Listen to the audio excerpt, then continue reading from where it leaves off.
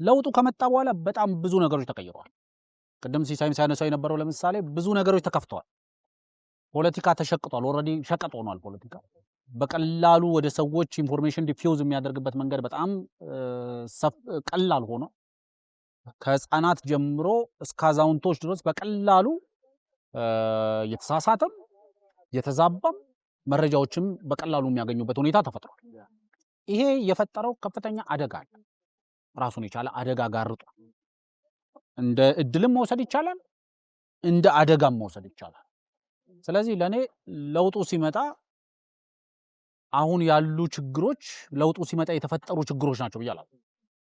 ብዙ ጊዜ እንደ ነጋዴዎች ጋር አንድ ነገር አለ። ጠዋት ላይ አንድ ካሸር ስሸቱልና ከዛ ምሳ ሰዓት ላይ ሌላ ካሸር ትገባና ስሸቱልና ማታ ላይ ሶስተኛዋ ካሸር ስመጣ የሀገራችን የገቢዎች ህግ እንደሚያዘው ዜድ ሪፖርት ታወጣለች።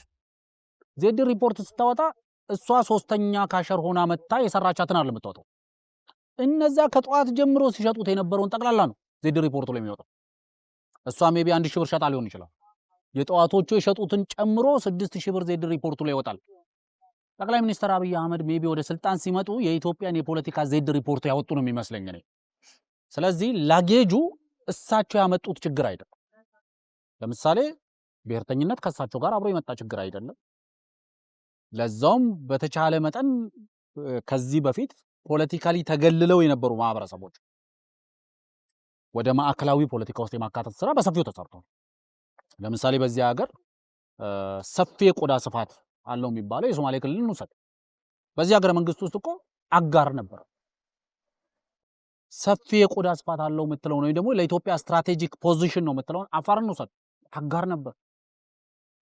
የኢትዮጵያ ፔሪፈሪ ናቸው፣ ዳር ድንበር ናቸው፣ አጨቃጫቂ ድንበር አለን የምንላቸው የቤኒሻንጉል የጋምቤላን ውሰድ፣ አጋር ናቸው። በዚህ ሀገር ዕጣ ፈንታ ላይ በቀጥታ መወሰን አይችሉም። የጠቅላይ ሚኒስትር አብይ አህመድ መንግስት ወደ ስልጣን ሲመጣ ነው እነዚህም በኢትዮጵያ ዕጣ ፈንታ ላይ ከየትኛውም እኩል መወሰን አለባቸው የሚባለው ደረጃ ላይ መጣ ነው። ይሄንን ስታደርግ አዲስ ችግር አልፈጠርክም፣ ግን ያደረግከው አንድ ነገር አለ። እሳቸውም ደጋግመው ጠቅላይ ሚኒስትሩ የሚያነሱት አንድ ነገር አለ። በቃ አንድ የታፈነን በር ስትከፍተው መከርፋቱ አይቀርም። ስለዚህ አዲስ ከለውጡ ጋር ተያይዞ የተፈጠረ ችግር የለም፣ ግን አዲስ የተፈጠረ ግን እድል አለ። ያ እድል ምንድነው? መነጋገርን ተወያይተን ችግር የለም የሚል መንግስት አይደለም አሁን ያለው። ለምሳሌ በረሃ የሚያስወርድ ችግር የለም፣ ጫካ የሚያስገባ ችግር የለም፣ ግን በጠረጴዛ ዙሪያ የምንፈታው ግን ችግር አለ ይላል። ኑ ተመካክረን ችግሮቻችን እንፍታ።